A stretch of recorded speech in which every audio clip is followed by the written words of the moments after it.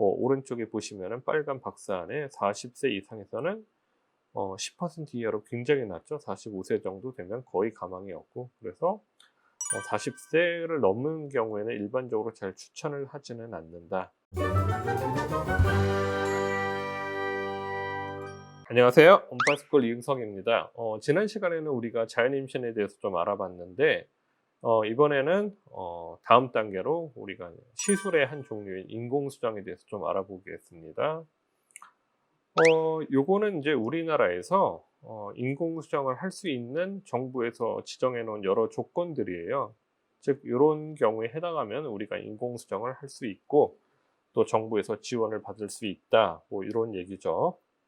어 요 앞에 표를 잠깐 보면은 남편 요약하면 다음과 같아요.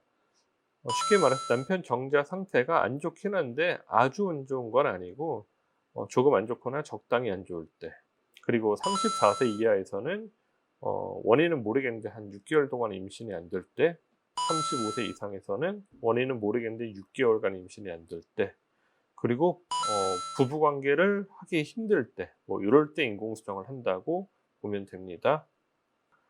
이 표를 보시면은 이제 1 회당 인공수정의 성공률이 나오는데, 전체적으로 대략 요새는 보면 한 15에서 18% 정도 나옵니다. 그런데 오른쪽에 보시면은 빨간 박스 안에 40세 이상에서는 10% 이하로 굉장히 낮죠. 45세 정도 되면 거의 가망이 없고, 그래서 40세를 넘은 경우에는 일반적으로 잘 추천을 하지는 않는다. 그리고 인공수정은 앞에 이제 자연임신이나 배란 초음파랑 달리 아무 산부인과에서나 할 수 있는 건 아니고요.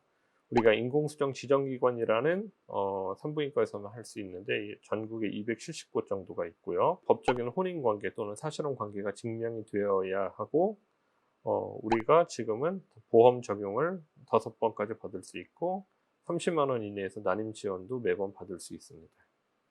최근에 그 인공수정을 하게 되면은 내가 스스로 돈을 얼마나 내야 되냐 한번 조사를 해 봤더니, 평균적으로는 한 107,000원, 좀 많이 내시는 분들은 최대 31만 원 정도까지, 정말 적게 내는 분들은 16,000원 정도, 그리고 중간값은 한 84,000원 정도로, 대개는 내가 낼 돈은 10만 원 이하의 아주 저렴한 가격으로 할 수 있다, 우리나라에서는. 그리고 인공수정을 하는 방법은 약을 전혀 쓰지 않는 자연주기라는 방법도 있고, 또 배란 유도를 해서 임신을 시도할 수도 있는데, 자연주기를 할 경우에는 배란 유도제를 쓰지 않고 초음파로 난포의 성장만을 보고 마지막에 배란 주사를 한번 주는 정도로 하고 인공수정은 시술할 수 있고요. 배란 유도를 할 경우에는 우리가 이제 먹는 약을 쓰거나, 또는 주사제를 써서 난포를 키우고 거기에 맞춰서 인공수정을 할 수도 있죠. 그러면서 보는 것처럼 우리가 남편분 정액을 받아서 처리를 해서 운동성 있는 정자만 골라낸 다음에 요거를 가느다란 관에 넣어서 자궁에 넣어주면 끝납니다. 요런 가는 관들을 이용해서 하고, 시술 시간은 이렇게 5분 이내로 끝나고, 보통 한 30분 이내 정도로 누워 있다가 귀가를 하게 되고, 당일부터 일상생활이 다 가능하고요. 시술한 날로부터 2주 후에 임신 테스트를 해봐서 임신을 확인하게 됩니다. 장점은 마취를 할 필요도 없고, 통증도 거의 없고, 비용도 굉장히 저렴하고요. 다만 상대적으로 18% 정도밖에 안 되는 낮은 임신율, 그것도 나이가 많으면 더 떨어지고, 그래서 40대 이후에는 되게 추천을 하지는 않고요.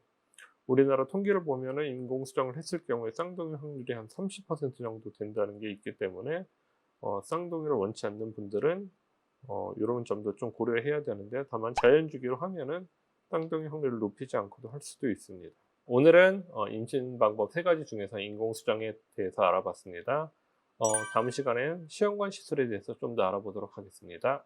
감사합니다.